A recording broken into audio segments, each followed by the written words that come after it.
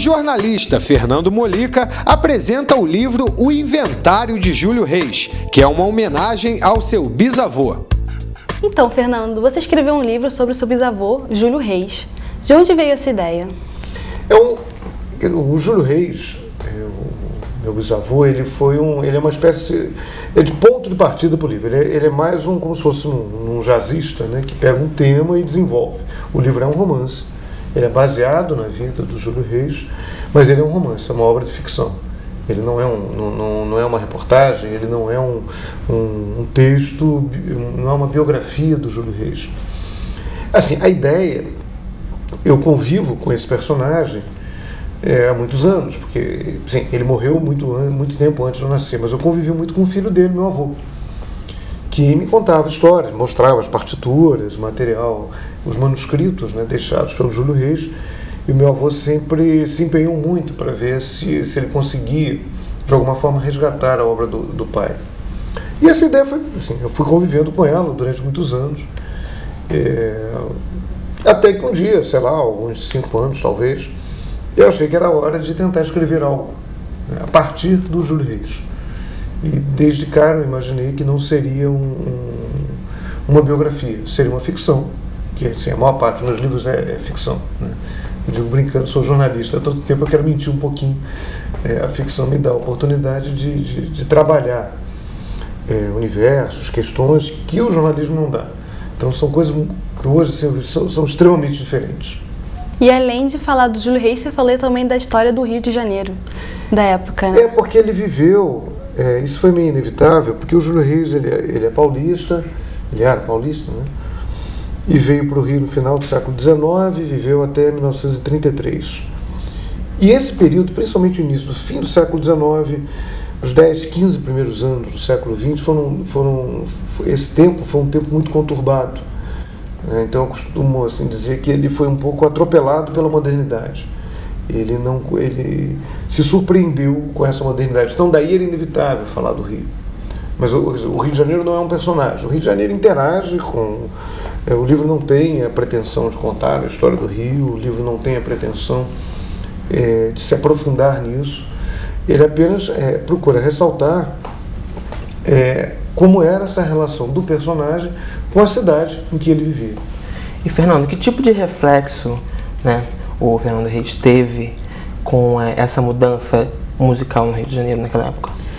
Ele foi, como está dizendo, foi um período muito intenso. O Rio de Janeiro, ele havia aqui no Rio uma temporada, principalmente a temporada lírica, muito forte. Vários teatros, 4, 5 teatros, abrigavam montagem de óperas, de modo geral montagem de companhias, né, companhias que viajavam pelo Brasil e pelo mundo. Não eram companhias, mesmo o Teatro Municipal, quando foi inaugurado em 1909, o Teatro Municipal não tinha um corpo de baile, não tinha uma orquestra, ele era um teatro como outro qualquer, que as pessoas vão lá, normalmente era cedido, você tinha pessoas que arrendavam o Teatro Municipal e que ali programavam os seus espetáculos. Mas era uma cena muito vibrante, tanto que o Júlio Reis escrevia muito, ele deixou muitas críticas, principalmente de ópera, que era uma programação mais constante até do que a programação de concertos. E ele vivia nisso, e ao mesmo tempo que ele escrevia, que ele compunha, ele também era objeto de crítica, porque ele também apresentava suas obras, né? Ele interagia criticamente com esse processo. Ele achava que estava havendo uma mudança no gosto musical, uma mudança na maneira de compor, que para ele era muito ruim. Agora, esse é o Júlio Reis teórico, né? É o Júlio Reis que escrevia, a maneira como ele pensava. O que eu busquei muito no livro foi tentar entender a alma desse cara. Como é que esse personagem, como é que eram os sonhos, frustrações, enfim, ele era um ser humano, ele não era uma máquina de compor, de escrever. Ele era um ser humano como qualquer um de nós, né? Que sonha, que deseja, que se frustra, que se chateia, que fica feliz. E como ele estabelece a relação dele com o mundo, como ele estabelece a relação dele com o próprio poder. No fim da vida dele, ele teve uma luta muito grande para tentar montar uma ópera, a Soror Mariana, que ele recebeu uma dotação do Congresso para montar essa obra, e aí ele passa por um inferno burocrático em busca desse dinheiro. Enfim, essas relações dele que me interessam mais. E a relação dele com o filho. Eu acabei transformando o filho dele, Frederico, num personagem do livro. O livro vai entremeando a narrativa do Júlio Reis em primeira pessoa e a do Frederico em terceira pessoa, dele, como se estabelece essa relação, de uma certa frieza nessa relação, de como esse filho continua buscando o pai, mesmo depois que o pai morre. Ele assume o compromisso de tentar divulgar a obra do pai, enfim, tentar estabelecer essas relações que são relações mais humanas, né? Que, claro, tem a ver com a atividade dele, tem a ver com a cidade, com o país, mas que fundamentalmente você tem uma relação entre pai e filho aí que é muito dominante. Bom, o seu objetivo ao escrever o livro foi também resgatar o Júlio Reis? Mais ou menos, né? Isso é meio inevitável, né? Eu acompanhei muito meu avô, né? Nesse processo, nessas tentativas dele.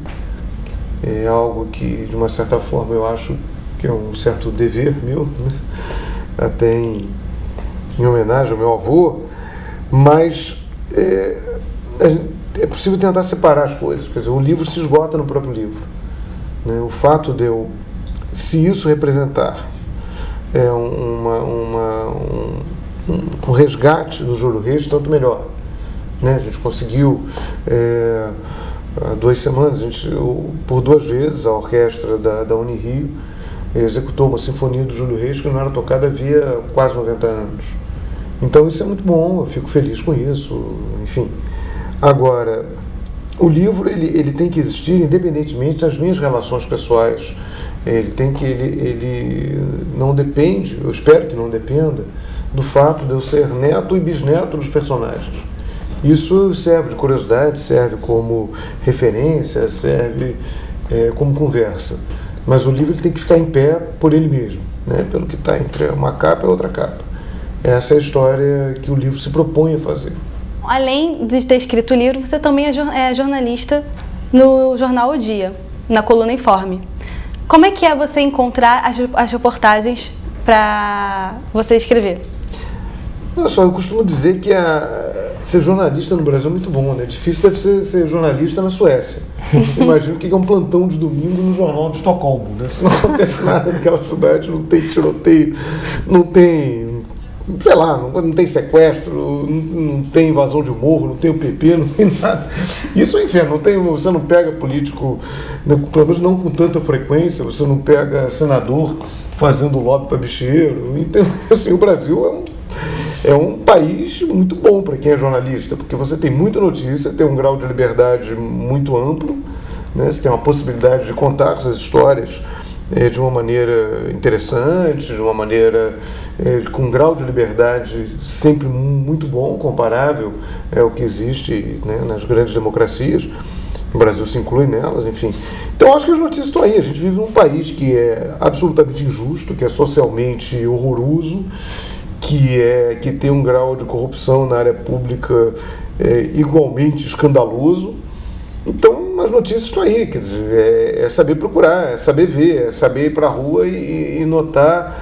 Quando um ministro da Educação diz, como disse essa semana, que vai substituir professores por tablets, que estão faltando 170 mil professores na rede oficial de ensino médio, e ele vai substituir esses professores por tablets. Se isso não é notícia, eu sou uma bicicleta, quer dizer, isso é um escândalo. Você não pode, como assim? Não tem professor e bota tablet, o pobre que estude com tablet.